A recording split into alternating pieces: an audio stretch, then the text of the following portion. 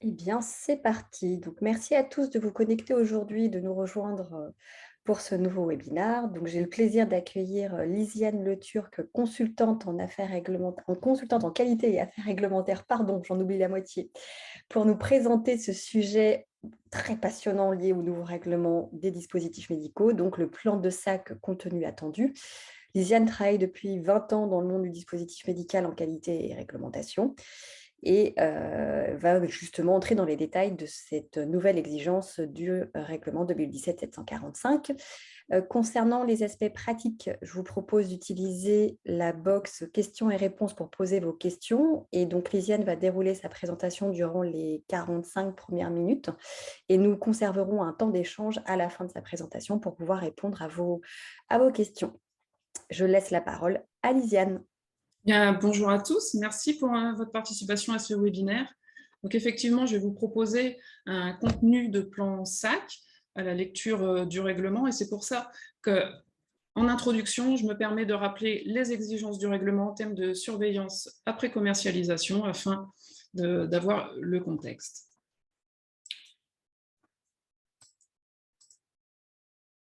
La surveillance après commercialisation, elle est d'abord évoquée dans l'article 10 de l'obligation générale des fabricants, notamment par rapport au suivi clinique après commercialisation et aussi à l'élaboration d'un système de surveillance après commercialisation qui nous indique qu'il faut se référer à l'article 83.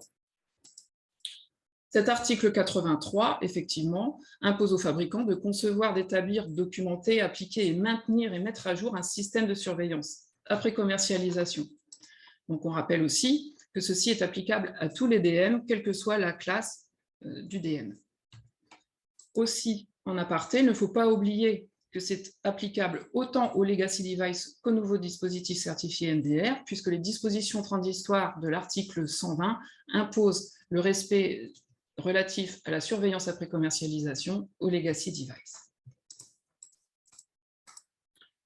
L'article 61 sur l'évaluation clinique introduit aussi la notion de données issues de la surveillance après commercialisation, notamment le suivi clinique après commercialisation. Et enfin, l'article 84 est complètement dédié au plan de surveillance après commercialisation. L'article 88 sur les rapports de tendance, lui, précise que le fabricant doit indiquer comment gérer les incidents visés dans cet article dans le plan de surveillance après commercialisation. Et les annexes aussi, notamment l'annexe 1 des exigences générales en matière de sécurité et de performance, évoque l'incidence des informations issues de la phase de production, en particulier du système de surveillance après commercialisation, sur la gestion des risques. Et l'annexe 3, qui est totalement dédiée à la documentation technique relative à la surveillance après commercialisation, nous donnera les informations nécessaires à monter un plan de surveillance après commercialisation. Notamment, il faudra démontrer dans ce plan que le fabricant satisfait à cette obligation, et au moins, elle nous donne les informations de ce que doit être le contenu du plan de surveillance après commercialisation. Alors effectivement, je vous propose aujourd'hui un modèle de plan SAC, un modèle que j'ai construit avec les informations disponibles, c'est-à-dire à la lecture du règlement. Bien sûr, il y a des guides qui sont attendus. Un premier guide sur le PSUR était attendu, d'ailleurs il n'est peut-être pas encore trop tard, pour le deuxième trimestre 2022. On sait aussi que pour le troisième trimestre 2022, un guide sur les exigences en termes de SAC devrait apparaître. Pour l'instant, ils sont non disponibles. Donc à la lecture de ces informations, je vous propose un modèle qui répond aux exigences du règlement, sans recommandation plus précise et plus particulière de la Commission. Donc, quelle pourrait être cette structure de plan? Eh bien, simplement une première introduction, où on explicite pourquoi ce document existe. Ensuite, quelle est la portée du plan, c'est-à-dire quel est le fabricant concerné, quel est le dispositif médical concerné, des informations réglementaires à son sujet, des informations sur sa commercialisation, et enfin, la période couverte par le plan. S'en suivra les objectifs de la surveillance après commercialisation, les objectifs qui vous intéressent en particulier, les responsabilités et autorités pour dérouler sa mise en œuvre, La conformité aux exigences, c'est-à-dire démontrer que toutes vos dispositions permettent de remplir à l'ensemble des exigences qui sont détaillées dans chacun des articles que l'on vient de voir précédemment. Nous allons aussi faire référence à la documentation technique, à certains de ces documents. Et enfin, la grande partie que j'ai appelée données et méthodes permettra de détailler comment on collecte, compile et enfin analyse toutes ces données afin de pouvoir remplir les objectifs que l'on s'est fixés en termes de surveillance après commercialisation. Enfin, un dernier petit paragraphe sur le rapport sur l'analyse des données devra dire qu'effectivement, tous ces résultats d'analyse seront reportés dans un rapport et dont on attend telle et telle information. Enfin, en dernier, une planification des activités de SAC doit être exposée, c'est-à-dire donner les dates prévues justement de collecte, de compilation, d'analyse et voire même de soumission du PSUR dans le DAMED. Donc effectivement, ce plan doit détailler comment l'EDM est surveillé tout au long de sa commercialisation. Alors, il ne doit pas simplement détailler comment je compile et comment je fais un rapport, il doit aussi prouver que toutes les activités de routine sont nécessaires et présentes pour avoir de la donnée au moment où il faut compiler. Aussi, on verra que ce plan de surveillance après commercialisation doit faire référence au plan de SCAC, de suivi clinique après commercialisation. Et enfin, pour prouver que toutes ces dispositions peuvent être réalisées en toute confiance, il faudra justifier de la pertinence, de l'appropriation, de la fiabilité des données et de leurs sources, et aussi des méthodes employées. Et enfin, ici, vous voyez qu'on a parlé d'objectifs dans la section 3, mais on retrouvera en section 7, dans les données et méthodes, l'objectif auquel chaque méthode participe et concourt à trouver des informations utiles. Effectivement, les méthodes doivent être incluses dans le plan, c'est-à-dire qu'elles doivent être définies avant la mise en œuvre de la surveillance après commercialisation, puisque ça permettra, en les ayant anticipées, elles permettront d'assurer que l'objectif qu'on s'est fixé est atteignable.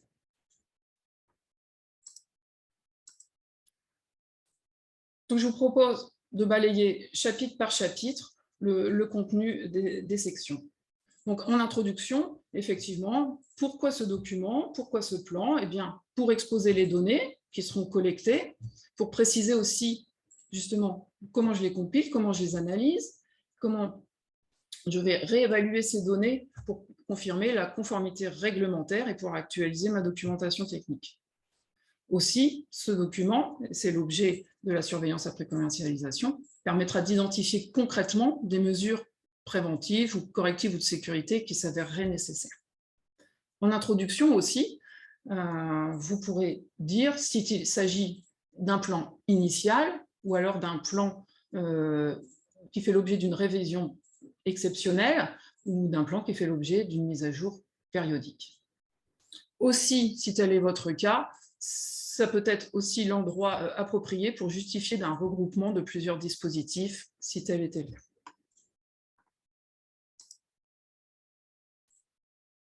Dans la deuxième partie, effectivement, on va détailler la portée du plan de SAC. C'est très simple, les informations sur le fabricant, le nom de la société, les coordonnées, son numéro SRN, l'identification de la PCVR.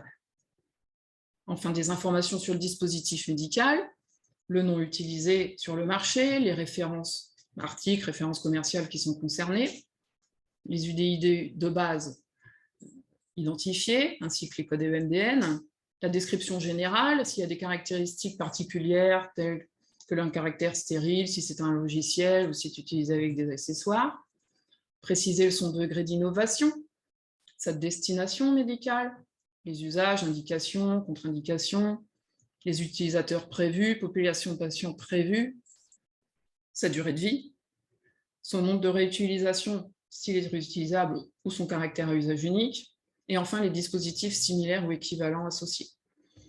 Toute cette portée du plan de SAC est nécessaire puisque ce sont des informations que l'on utilisera dans les analyses à la suite de la mise en œuvre du plan. Concernant les informations réglementaires, elles sont très simples. Il s'agit de la classe de risque, de l'organisme notifié qui a certifié le dispositif si c'est le cas, la date de marquage CE. Concernant la commercialisation, indiquez simplement les pays de commercialisation avec leur date de première commercialisation, les circuits de distribution, et aussi, ça peut être important, le statut du dispositif. Est-il encore sur le marché? Est-ce que sa commercialisation est arrêtée? Peut-être est-il en cours de rappel? Ou est-ce qu'il y a une action qui est initiée? Et enfin, la période couverte par le plan.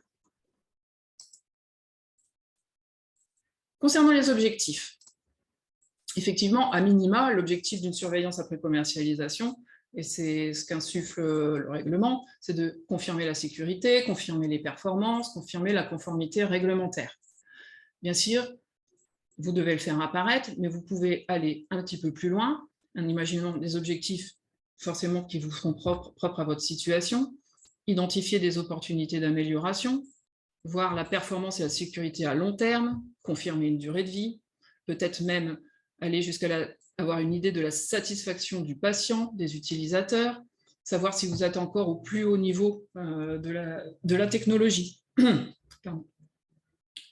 Donc, s'il s'agit de confirmer la sécurité, vous pouvez détailler ici, ou alors peut-être plus pertinemment dans la section données, que vous souhaitez voir si vous détectez de nouveaux dangers, de nouvelles situations à risque, ou bien si celles-ci sont déjà identifiées, mais qu'elles auraient été sous-estimées, ou bien voir aussi si des événements sur des dispositifs médicaux semblables ou équivalents vous apportent de l'information à intégrer. Concernant la conformité réglementaire, l'objectif, effectivement, est de s'assurer que les indications, les contre-indications, l'étiquetage ou encore la conformité aux normes applicables est toujours valide. Vous pouvez aussi imaginer avoir des données d'usage. Est-ce que le dispositif médical a été bien ou mal utilisé? Est-ce que les utilisateurs ont été confrontés à des difficultés d'utilisation? Est-ce que, dans certains cas, on pourrait imaginer détecter des dysfonctionnements récurrents qui seraient dus à une défaillance de service ou de maintenance? Il ne faut pas non plus oublier que l'objectif de la surveillance après commercialisation, ce n'est pas que de recueillir des informations négatives, il ne faut pas oublier les informations positives qui permettent soit de confirmer, soit d'aller plus loin et de s'améliorer. Donc, nous verrons par la suite que chaque donnée à recueillir, chaque donnée que l'on va lister et leurs méthodes de traitement devront pouvoir permettre d'atteindre ces objectifs.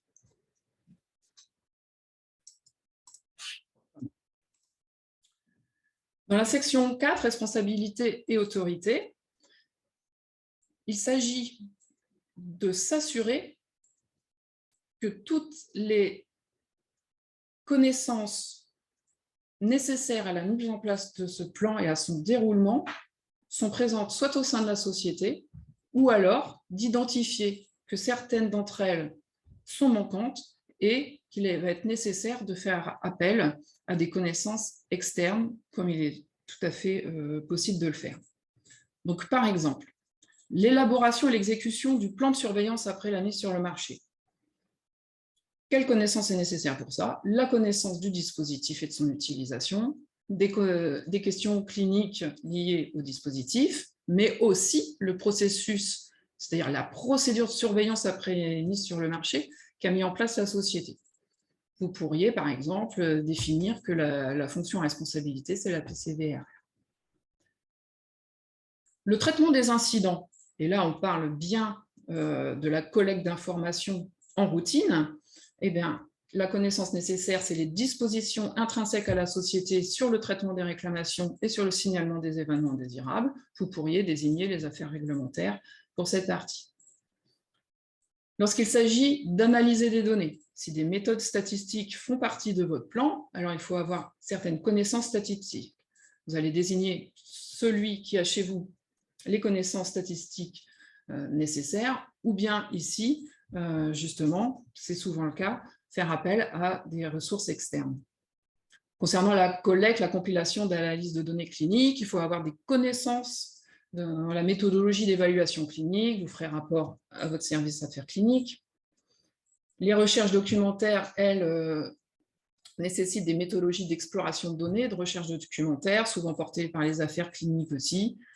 La collecte, la compilation d'analyses de données de production nécessite des connaissances sur les méthodologies de fabrication, sur le processus de gestion des non-conformités.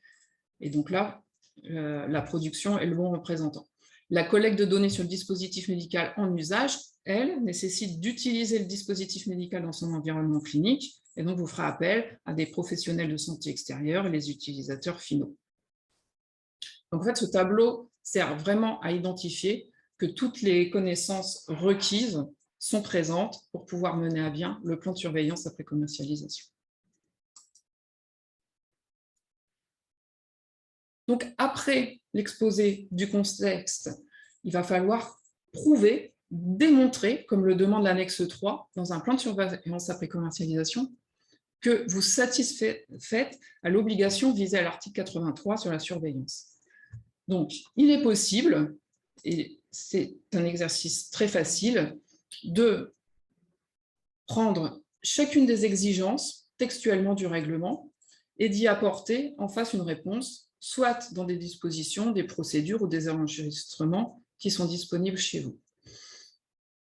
Cette conformité aux exigences, elle passe à travers un système qualité qui est en place et qui permet de réaliser ce suivi après commercialisation.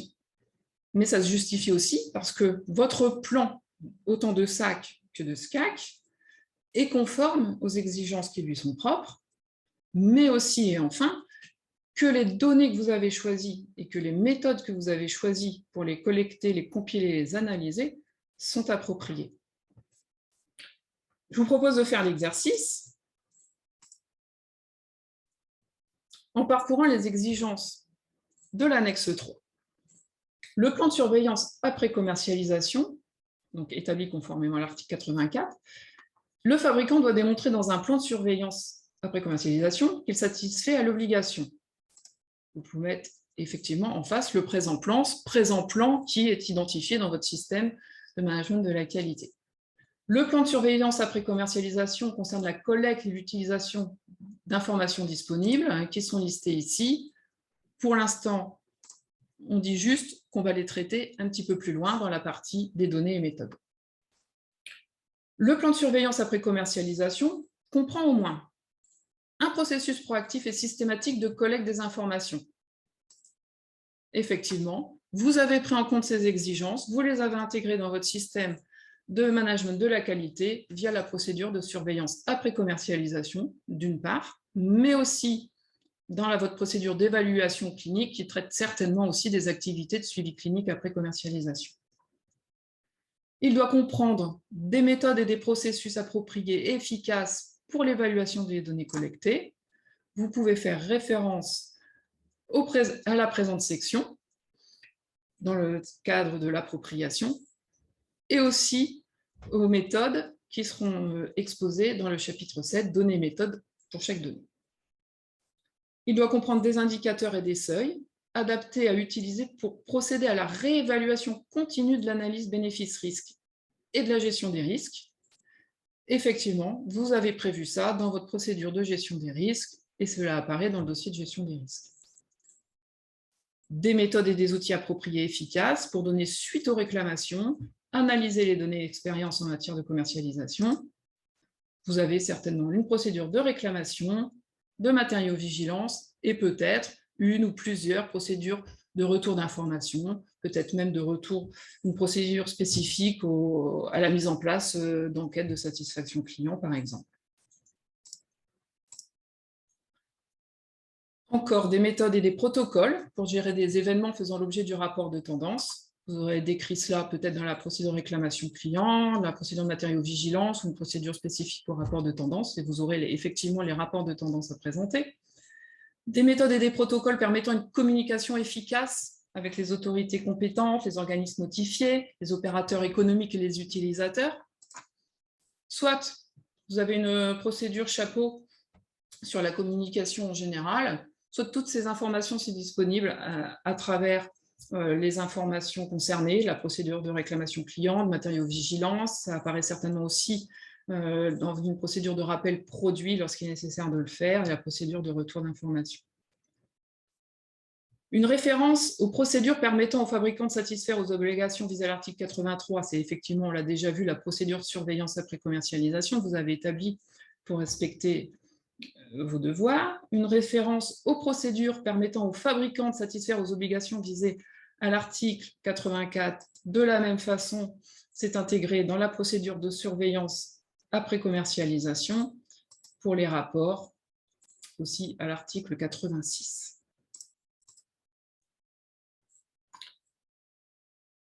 Le plan de surveillance après commercialisation comprend au moins des procédures systématiques pour définir et engager les mesures appropriées, y compris les mesures correctives. C'est certainement en fin de procédure de réclamation de matériaux-vigilance. Vous avez aussi une procédure de rappel produit si telle est l'action, et enfin la procédure d'action corrective et préventive dans tous les cas. Des outils efficaces permettant d'identifier et de retrouver les dispositifs susceptibles de nécessiter des mesures correctives. Pour cela, vous avez la procédure de rappel produit qui explique certainement votre organisation, mais qui s'appuie bien évidemment par un travail préalable d'identification et de traçabilité qui a été pensé et décrit à travers une procédure. Enfin, un plan de SCAC, comme indiqué à l'annexe 14. Et là, effectivement, le plan de SCAC étant référencé, identifié dans votre système qualité, vous pouvez simplement le citer. Enfin, il est nécessaire de penser à la production du PSUR, et celui-ci aussi, vous l'avez intégré dans la procédure de surveillance après commercialisation.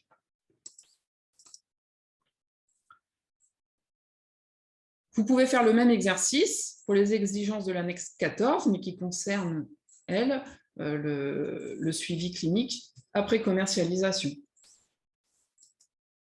Donc, effectivement, vous allez vous référer à la prise en compte de toutes les exigences en termes de suivi clinique dans votre procédure d'évaluation clinique qui traite du SCAC.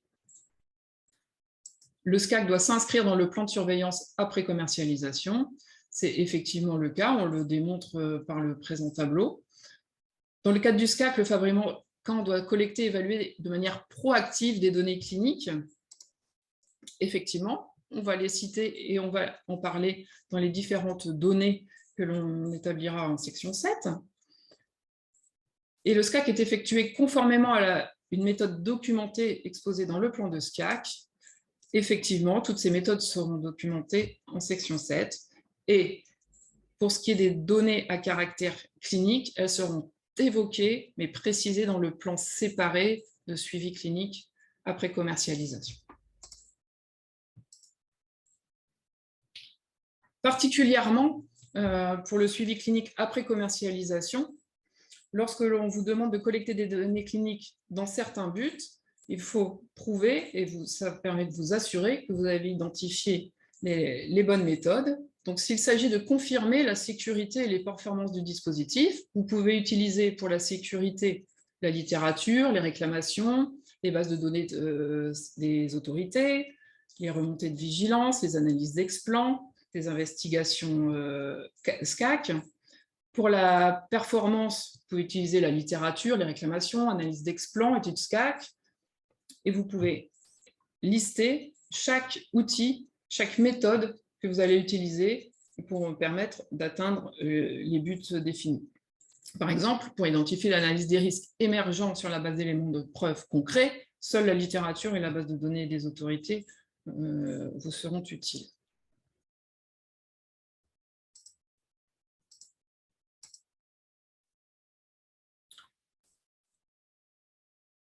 L'annexe 3, effectivement, on a vu demander de prendre en compte un certain nombre d'informations. Vous pouvez les détailler ici. Donc, effectivement, ce sont des informations que vous devez prendre en charge en routine. Et donc, il va falloir montrer, effectivement, que les incidents graves, y compris les informations provenant des PSUR, alors ça sera pour plus tard, et les mesures correctives de sécurité sont couvertes. Et donc ça, on va l'expliciter spécifiquement dans les données issues des vigilances, dans les données issues des précédents, dans le rapport de SAC, dans les données relatives aux mesures correctives de sécurité. Concernant les incidents qui ne sont pas des incidents graves, on va les traiter dans les données issues des réclamations clients, les informations provenant du rapport de tendance, etc. Donc là, vous faites en fait référence à ce que vous allez exposer en section 7 en détail. De la même façon, le plan de SCAC comprend au moins, et donc pour chacune des exigences, vous pouvez référer aux données que vous allez exposer non seulement dans la section 7 et qui seront détaillées dans le plan de SCAC. Vous pouvez aussi citer votre plan de SCAC ici.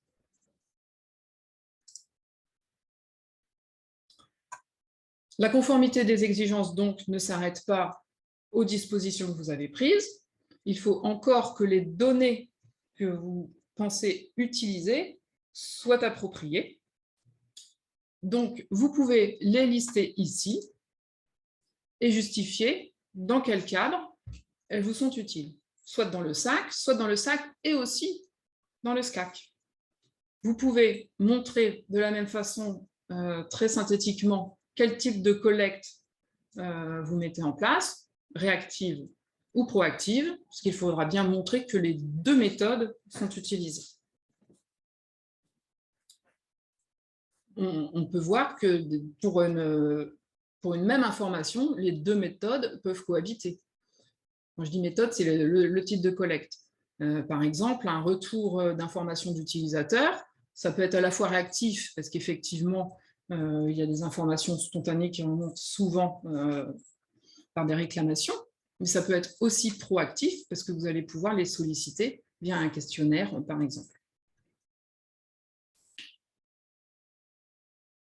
On peut imaginer aussi utiliser des données de maintenance. Quand une maintenance est réalisée, qu'il y a un bon de maintenance, il y a peut-être des informations, ou bien ce bon a été construit de façon à pouvoir récolter des informations sur, par exemple, plusieurs des composants ou l'efficacité du matériel ou certaines mesures en particulier. Si vous faites aussi des formations utilisateurs, il peut être intéressant. Alors, tout ça, c'est une liste voilà, suggestive, j'ai envie de dire, mais le suivi des formations des utilisateurs, vous pouvez y noter effectivement si vous avez observé des difficultés, si vous essayez de voir un petit peu leur mode de réflexion et leur approche du dispositif. Et ça peut peut-être vous donner des indications sur des situations auxquelles vous n'auriez pas pensé. Ces données listées, eh bien, maintenant, on va essayer de justifier pourquoi elles sont appropriées. Donc, elles sont appropriées pourquoi? Parce qu'elles permettent de vérifier que les liens entre l'évaluation clinique, les études précliniques, la gestion des risques sont cohérents. Alors, on sait que la fiabilité de la conception et de la fabrication, c'est un élément qui garantit la sécurité et les performances du dispositif. Donc, on peut ici argumenter de la pertinence de choisir des informations liées aux non-conformités détectées en fabrication et aussi avec l'analyse de leurs causes. On peut aussi décider de suivre les changements, les modifications de conception, de fabrication, et puis aussi dire qu'effectivement, toutes les informations, réclamations clients, incidents graves et rapports de tendance sont pertinents parce que demandés. On peut compléter ça en disant que les données cliniques, elles sont complètes parce qu'elles couvrent, ou au moins on a des données, à la fois des données propres, mais aussi des données relatives à des dispositifs similaires, pour les mettre d'utilisation prévus, bien entendu. Et puis, effectivement, dire qu'on n'oublie pas les actions correctives et préventives, non pas sur l'EDM, mais sur le système de management de la qualité, qui pourrait avoir un impact en termes de sécurité et de performance. Si par exemple, on modifie une organisation qui pourrait des conséquences sur je ne sais pas, la lisibilité ou la compréhension des documents d'accompagnement, alors ils sont aussi à prendre en compte. Effectivement, dire que si un de vos objectifs, c'est de savoir que vous restez conforme à un niveau de technologie le plus abouti, eh bien, il faudra justifier que vos données choisies et vos sources sont aussi sur les dispositifs médicaux semblables et que vous pouvez aussi peut-être justement recueillir des informations lors de congrès, de salons et que ceci est pertinent. Effectivement, les sources de données que vous allez utiliser doivent donner des informations résultantes intègres et vérifiables. Donc ça aussi, c'est dans les dispositions de votre organisation que vous allez pouvoir justifier que les données sont intègres. C'est-à-dire que depuis lors qu'elles ont été enregistrées, jusqu'au jour de la compilation, elles n'ont pas été modifiées, elles n'ont pas été perdues non plus. Donc tout ça, ça doit pouvoir être justifiable. C'est une chose. Mais les sources de données, c'est aussi pouvoir dire qu'elles permettent une représentativité de toute partie prenante impliquée dans le cycle de vie du dispositif, votre personnel, les utilisateurs, les distributeurs, les patients, une représentativité aussi de toutes les différentes situations dans lesquelles les dispositifs médicaux sont utilisés, tous les marchés sur lesquels les dispositifs sont commercialisés, et que toutes les références présentes dans la documentation technique sont bien couvertes. Avant de parler des méthodes appropriées, juste un petit rappel théorique. Les méthodes de collecte, donc il y en a de deux sortes. Les réactives, c'est-à-dire réception d'une donnée dans le cadre d'une activité de routine, comme les réclamations clients, et les proactives, c'est-à-dire que c'est une collecte volontaire de recherche de données. Cette collecte volontaire, c'est par exemple, effectivement, on a très vite en tête un questionnaire, mais c'est aussi les méthodes de recherche dans la littérature, de consultation de registres, etc. Concernant les méthodes d'analyse, il y en a de trois types. Les quantitatives, donc statistiques. Les plus connues sont les statistiques descriptives, avec des moyennes, des pourcentages, des fréquences, des choses comme ça. Les qualitatives, notamment l'analyse de contenu. Et enfin, les semi-quantitatives, qui allient des caractéristiques de l'une et de l'autre. Il y a certaines illustrations dans l'ISO-TR 20416 sur la surveillance après mise sur le marché incombant aux fabricants. Alors, comment justifier de l'appropriation des méthodes? Donc, il va falloir parler des méthodes réactives, proactives, et peut-être un petit peu plus séparément de la surveillance des données cliniques. Concernant les méthodes réactives, selon votre organisation, selon peut-être le temps d'existence de votre système d'organisation, vous pouvez peut-être dire que vous avez constaté un taux de retour effectivement élevé, notamment des événements dits négatifs. On sait très bien que voilà, les événements négatifs remontent facilement, peut-être aussi de fait parce que vous avez une organisation avec des équipes dédiées ou des flux de communication dédiés avec vos clients. Il va falloir aussi montrer qu'effectivement, la méthode de collecte permet d'avoir des informations de tous les territoires parce que, par exemple, vous avez contractualisé avec tous vos distributeurs qu'ils doivent vous déclarer tout événement de quelque nature dans le contrat.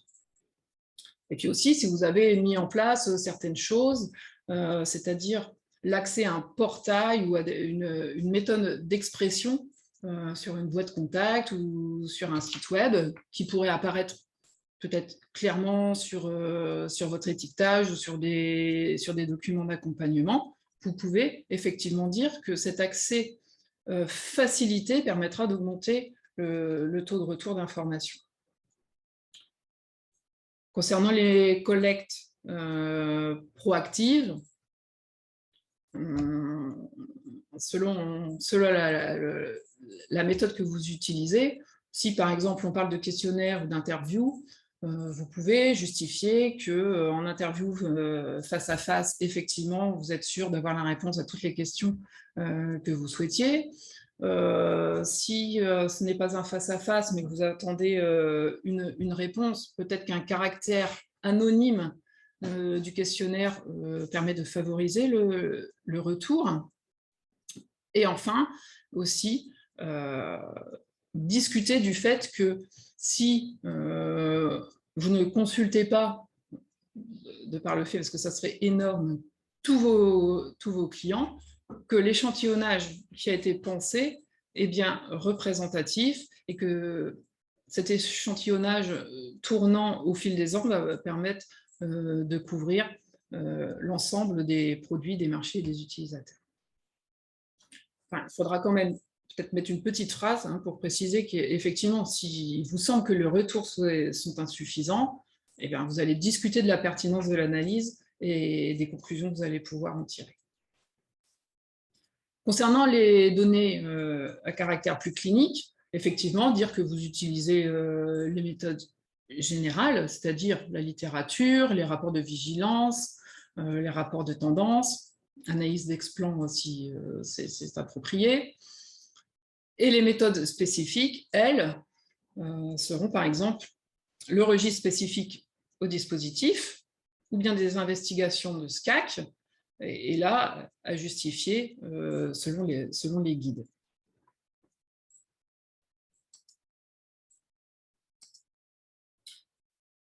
Donc, il faut aussi discuter des méthodes appropriées en termes de méthodes d'analyse. Effectivement, alors, chaque méthode d'analyse est strictement liée au type de données que vous allez collecter. Il ne va pas falloir ici justifier des méthodes d'analyse lorsqu'elles sont qualitatives. Il va de soi quand c'est l'analyse de contenu. Par contre, si vous mettez en œuvre des méthodes statistiques, elles devront ici être justifiées comme représentatives. Si vous utilisez, faites le choix de faire des analyses de tendance, mais il va falloir effectivement convenir que la durée de la période d'analyse des tendances est suffisante pour révéler ou détecter, par exemple, des effets cycliques que vous voudriez mettre en exergue. Alors, les documents de référence de la documentation technique, pourquoi les citer? Parce qu'ils sont à la fois des données d'entrée, mais aussi des données peut-être de sortie, parce que l'article 83 nous demande d'actualiser toutes ces informations, la notice, l'évaluation clinique, de répertorier les possibilités d'amélioration, etc. Enfin, dans la partie données et méthodes, on va donc reprendre chaque donnée que l'on aura choisie et dire comment on la traite. Pour ça, on peut imaginer un tableau que l'on va répéter pour chacune des données. Ce tableau présentera d'abord la collecte, ensuite la compilation et enfin l'analyse. La méthode de collecte, finalement, ce sera la procédure de routine, la procédure du système de management de la qualité qui permet de collecter les informations en routine quand c'est le cas. Si ce n'est pas le cas, si c'est un questionnaire proactif, eh bien vous auriez la procédure parce qu'il va falloir aussi démontrer que vous avez pensé à son traitement. La fréquence, donc, qui serait continue en collecte réactive et à déterminer par vous lorsqu'il s'agit d'une proactive. Et enfin, les enregistrements, du coup, qui deviennent disponibles pour la compilation. Ces enregistrements-là sont les enregistrements identifiés dans votre système qualité, identifiés dans la procédure que vous aurez mentionnée. En termes de compilation, qui en est responsable? À quelle fréquence? Et la méthode. La méthode, c'est les outils que vous allez mettre en œuvre. Par exemple, on a évoqué tout à l'heure les dossiers de maintenance, ça exige un travail administratif, là ça sera plutôt une méthode de saisie de report manuel. Pour d'autres choses, les informations sont directement disponibles dans un logiciel, dans un tableur Excel, etc. Vous allez l'identifier, dire s'il faut utiliser telle ou telle requête, appliquer tel ou tel filtre pour pouvoir avoir les informations pertinentes. Donc en fait, l'intérêt aussi de ce plan de SAC et de le présenter comme ça, c'est qu'en décrivant la méthode de compilation, vous allez peut-être vous rendre compte que vous avez imaginé utiliser telle et telle information, mais que finalement, elle n'est pas si facile que ça à extraire parce que vous ne l'aviez pas anticipé comme ça, et peut-être que vos outils logiciels, etc., vont devoir être adaptés pour pouvoir faire des tris, des filtres ou des choses plus pertinentes dont vous auriez besoin. Ensuite, en termes d'analyse, effectivement, la présentation des données compilées peut avoir aussi une importance pour effectivement l'analyse suivante, soit des histogrammes, soit des listes ou soit des courbes. En termes d'analyse, rappelez l'objectif, donc l'objectif général qui a été précité, et peut-être aller un petit peu plus loin dans le détail. Par exemple, si je veux aller dans l'amélioration, effectivement, peut-être que l'idée, c'est aussi d'explorer des données pour préparer la prochaine génération du dispositif. Peut-être que si en termes de sécurité, je vais peut-être vouloir savoir si le fait est que le manuel d'utilisation n'est pas adapté. On peut peut-être préciser des questions si vous les avez vraiment identifiées et si elles vous intéressent. Enfin, la méthode d'analyse, ici, c'est effectivement de dire j'utilise une méthode statistique, qualitative, etc., comme on en a parlé précédemment. Donc en fait, si on vous demande de faire ça, si le règlement le demande, c'est vraiment effectivement pour sortir de la théorie et pour prouver qu'effectivement il y a une réflexion qui a été menée et dont on sait que le choix va pouvoir permettre d'exploiter, de tirer des conclusions. Et on ne s'arrête pas au constat. Dans l'utilisation des données, alors là, vous allez pouvoir décrire les ratios, les calculs, les années ou les périodes que vous prenez en considération, mais vous allez aussi pouvoir mettre, comme il est demandé dans l'ISO 20416, qu'à un objectif, on vient y associer un critère mesurable ou un niveau d'alerte ou un niveau d'action. Donc effectivement, tout ce n'est pas effectivement d'exposer des valeurs, mais de se dire à partir de telle valeur, je suis en besoin de réagir. C'est aussi rappelé, mais plus spécifiquement dans l'annexe 3 du règlement, que les indicateurs et les seuils adaptés à la réévaluation continue de l'analyse bénéfice-risque et à la gestion des risques doivent être indiqués. Donc là, c'est assez facile. Quand on est sur le thème de la gestion des risques, ces indicateurs, ils sont fixés, j'ai envie de dire, naturellement par les probabilités d'occurrence, de gravité, bien simplement par un oui-non. C'est-à-dire, est-ce que le risque est déjà identifié ou pas? Est-ce que la mesure de maîtrise de risque est bien en place? Ou est-ce qu'elle a été bien évaluée, bien efficiente? Après, on peut imaginer d'autres types de seuils, peut-être très liés à des dispositifs, selon l'objectif que vous donnez. Mais si, par exemple, encore pour un DM, dont vous feriez de la maintenance et que des tensions maximales sont mesurées à chaque rapport de maintenance, peut-être effectivement que de présenter sous une forme de courbe toutes ces valeurs sur le temps et l'ensemble du parc, vous ne devez pas faire apparaître de tensions au-delà d'un maximum, par exemple. Donc, pour illustrer cela, on peut prendre par exemple des données issues de la fabrication. La méthode de collecte, ça serait chaque non-conformité détectée pendant la fabrication est enregistrée, une analyse de cause est systématiquement effectuée, tout ça est répertorié dans la procédure de traitement des non-conformités. La fréquence, c'est quelque chose qui est fait de manière réactive, on continue. Qu'a-t-on comme enregistrement? Peut-être avez-vous un tableau de suivi des non-conformités, des fiches de non-conformité, des dossiers de lot, vous avez aussi le tableau de suivi des quantités produites. Donc, en fabrication, ils compileront annuellement, de quelle façon? Dans une liste Excel, toutes ces non-conformités, extraites directement du tableau de suivi quotidien, en appliquant les filtres, selon le plan, la période d'observation couvert par le plan de telle à telle date, auxquels viendront s'ajouter les éléments de la fiche de non-conformité. Et enfin, pour établir et présenter des données avec les différents champs qui vous intéressent. L'objectif de l'analyse, c'est d'évaluer la pertinence de l'analyse de risque et établir l'efficience de la fabrication. Ce sera les affaires réglementaires, par exemple, qui feront cette analyse d'une façon descriptive. On va venir, par exemple, quantifier le nombre de produits non conformes par rapport au nombre de produits fabriqués et le niveau d'action. Ça peut être l'objectif qualité qu'on s'était fixé.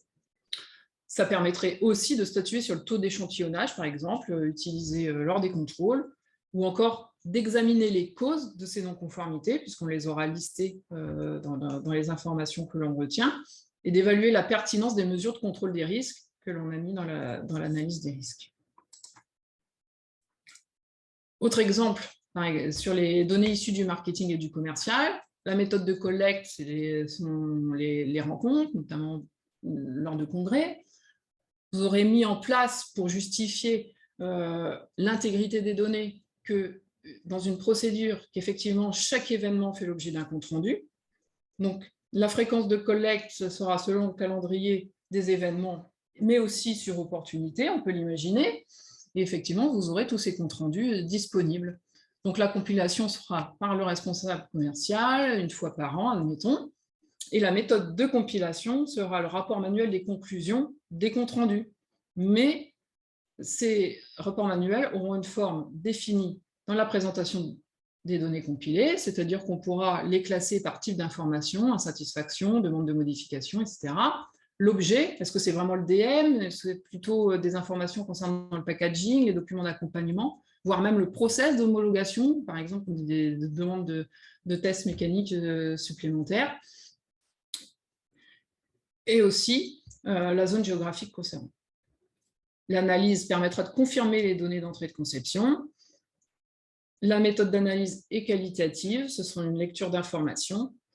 Et l'utilisation des données sera d'identifier peut-être des données d'usage, des utilisateurs spécifiques, des tests précliniques nécessaires ou des points forts des concurrents. Concernant les données issues des études cliniques, effectivement, la collecte, elle est prévue dans la procédure d'investigation clinique.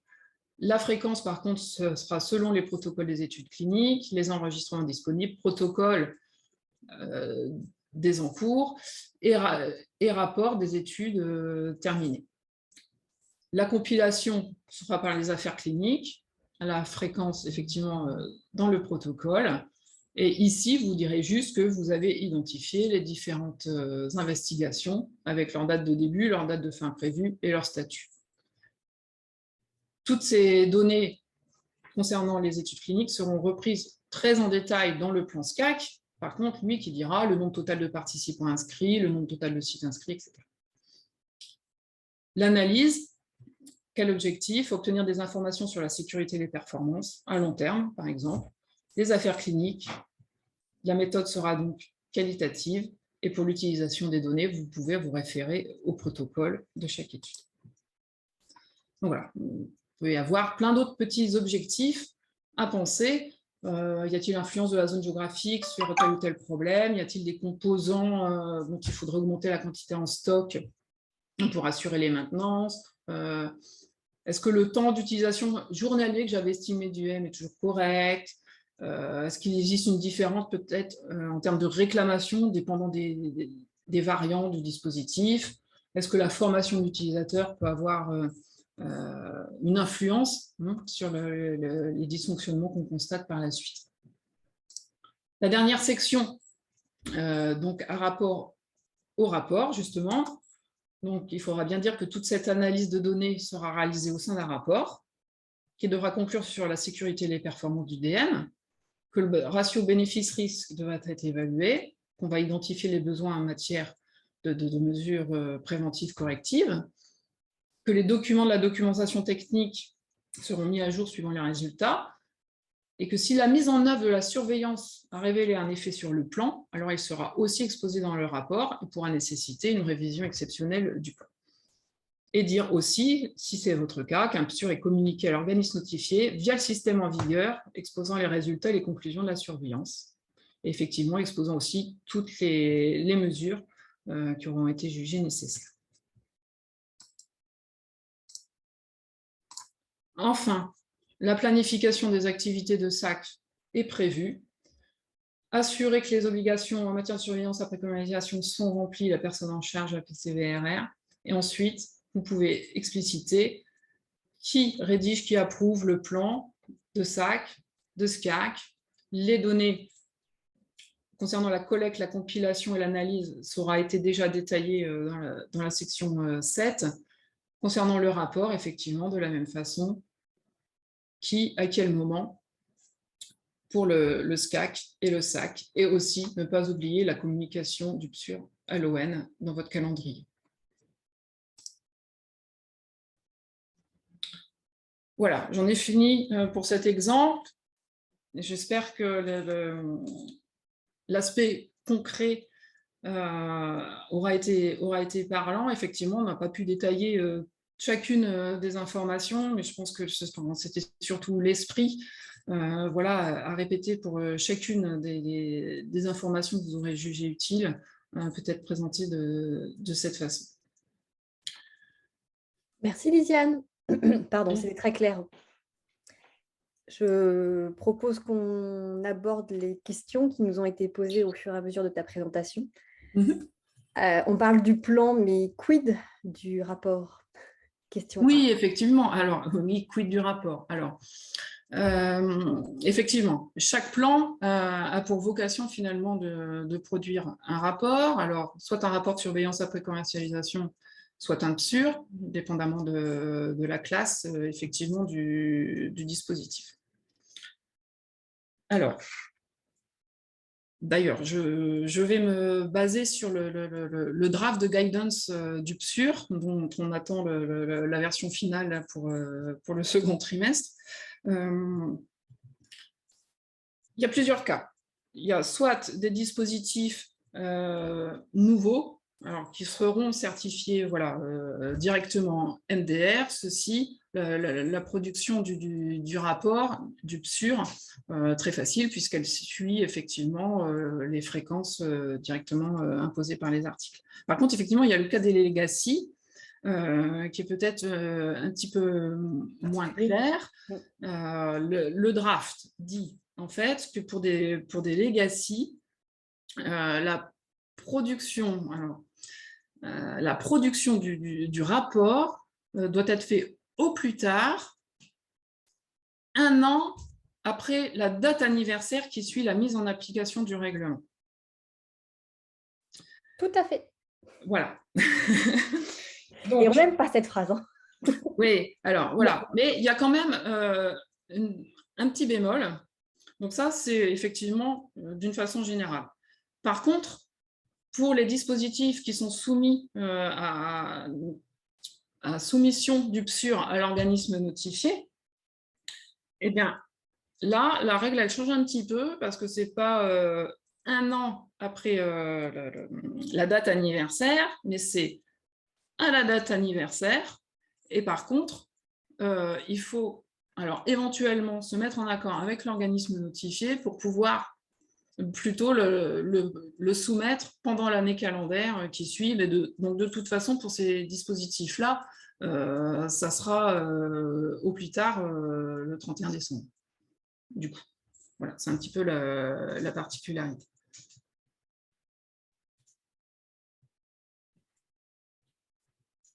Merci.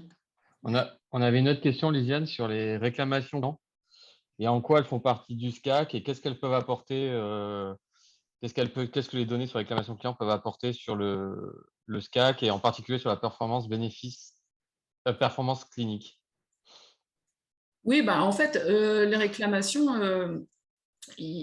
voilà, on est obligé de les intégrer parce que ça peut être juste un moyen de communication d'information clinique. Si vous parlez effectivement d'effets secondaires, eh bien, vous allez pouvoir utiliser les réclamations dans ce cadre. Les réclamations ne sont pas que dans l'usage, mais aussi, alors là, ça peut aussi dépendre des dispositifs médicaux, mais si c'est effectivement, j'ai envie de dire, un patient utilisateur, vous aurez peut-être, ouais, ça prend peut-être plus de sens dans ce cadre-là,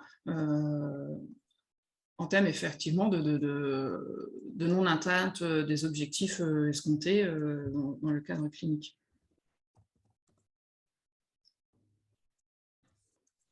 Alors, concernant le PSUR pour les legacy devices, c'est un commentaire. Il me semblait que le projet de guide MDCG stipulait une deadline en 2023, 2 ans après la mise en application du règlement. Où pouvons-nous avoir cette information? Oui, alors j'ai été un petit peu vite et j'ai résumé. C'est vrai, j'ai pris le cas pire. En fait, Ouais. effectivement, ça va dépendre de la classe de votre dispositif. Et effectivement, si la production du PSUR est annuelle ou tous les 2 ans, ça va décaler. Alors, si la production du PSUR est annuelle, ça sera 31/12/2022, effectivement. Mais si vous êtes dans une classe où c'est tous les 2 ans, effectivement, c'est 2023. Alors, vous pouvez trouver effectivement cette information dans le drive de guidance qui est disponible sur le site de la Commission européenne. On a eu un coup de chaud, ouf. Pardon pour la frayeur, l'ascenseur émotionnel. Mais c'est fréquent en ce moment, hein. Quand on ouvre les guides, on ne sait jamais.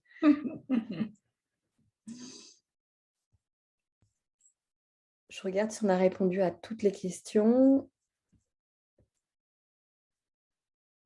Au décours de tes réponses, ça a répondu à d'autres questions. De mon côté, c'est bon. Julien, tu as autre chose, toi? Non, je n'ai pas d'autres questions de mon côté. N'hésitez pas, si vous avez une dernière question, à nous l'écrire.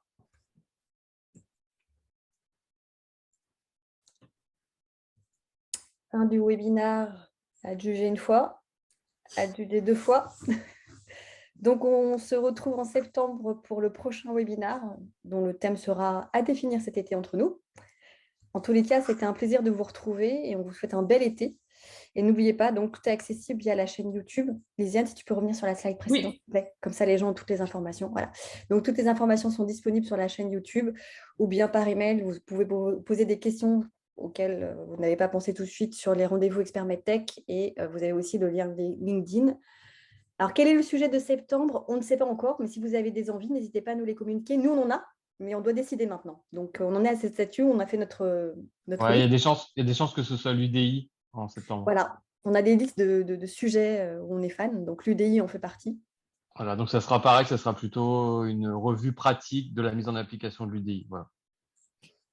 Ah, un commentaire aussi, pour info, notre ON applique à la lettre le FDCG 2022-4 et considère qu'un Legacy Device classe 2A doit avoir son PSUR rédigé en mai 2022. Je vois de quel ON il s'agit. Je ne ferai aucun commentaire sur cette ON.